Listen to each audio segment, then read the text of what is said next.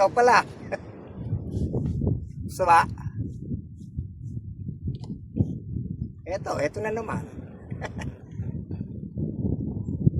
Ikaw, wala ba ang umaga mo? Libre rin ba? Po!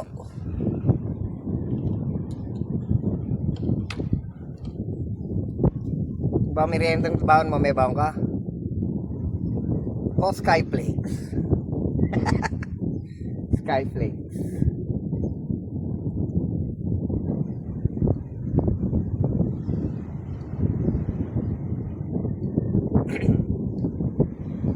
Sarap dito no?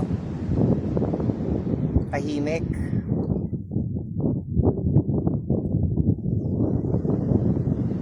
Malayo sa lahat. Isa kasi masarap pumunta sa lugar na malayo ka sa lahat.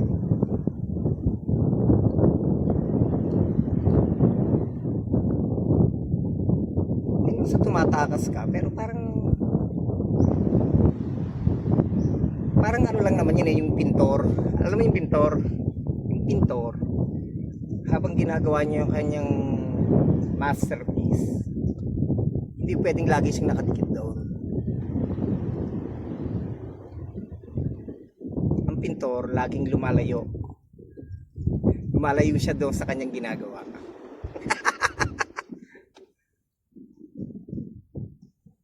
Lumalayo siya para makita niya kung tama na ba o hindi.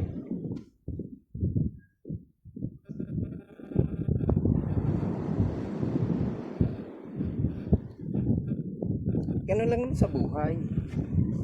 Hindi pwedeng lagi kang nakarekta sa buhay.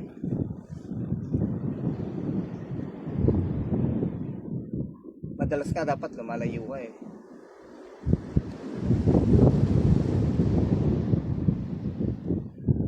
Para nga makita mo yung kabuuan.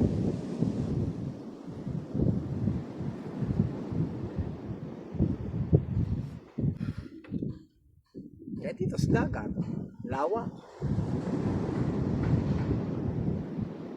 Lawak ng nakikita. Oh.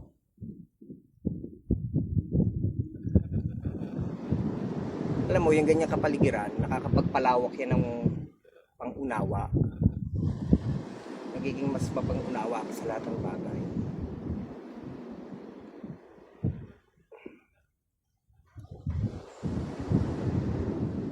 Pag marunong kang umunawa, hindi masyadong nega sa buhay.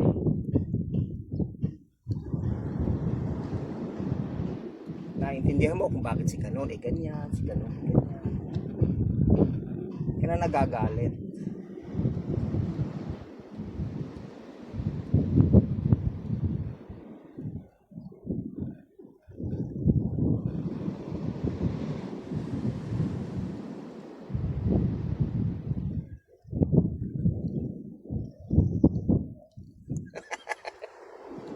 O, nag-isip ka na naman dyan.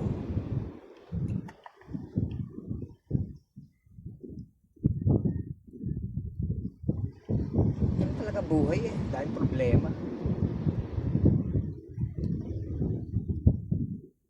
Minsan nga parang nakakahong ka na ng mga problema. Kaya minsan gusto mo kumawala. Ikaw, ano ba problema mo? Ha?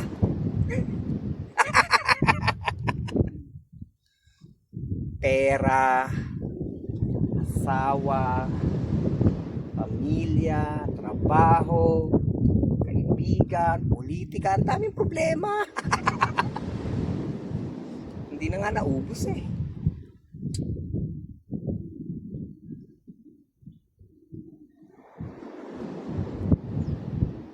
Kakapagod ano?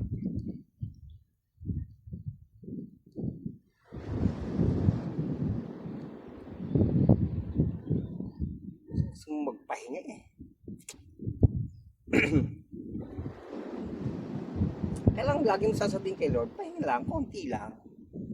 Huwag naman yung pahingang tuluyan. Konting higa lang. Huwag naman yung lalapat na ang likod mo ng forever.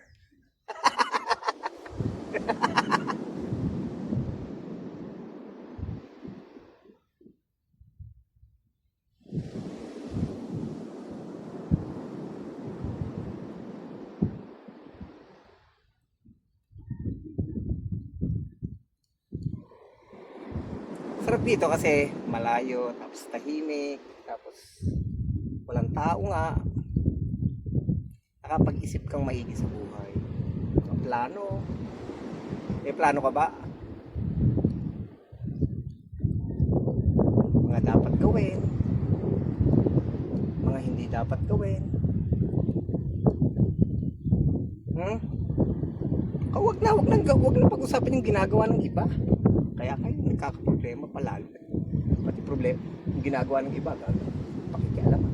Wag na yun.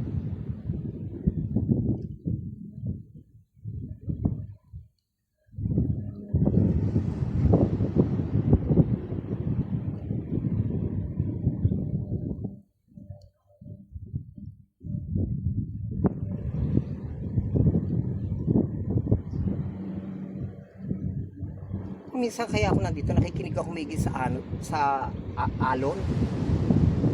Narinig mo ba? Pinakikinig ako maigi yan eh.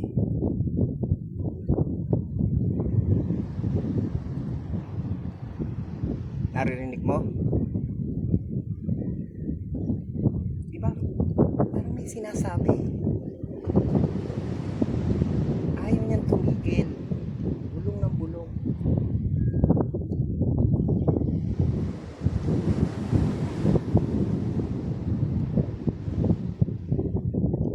Siguro yun yung katotohanan ng buhay na dapat nating marinig at maintindihan. Kaya hanggat hindi natin naiintindihan, patuloy na magkakaroon ng agam sa dagat. Tingin mo tama ako? Diyan ka na nga.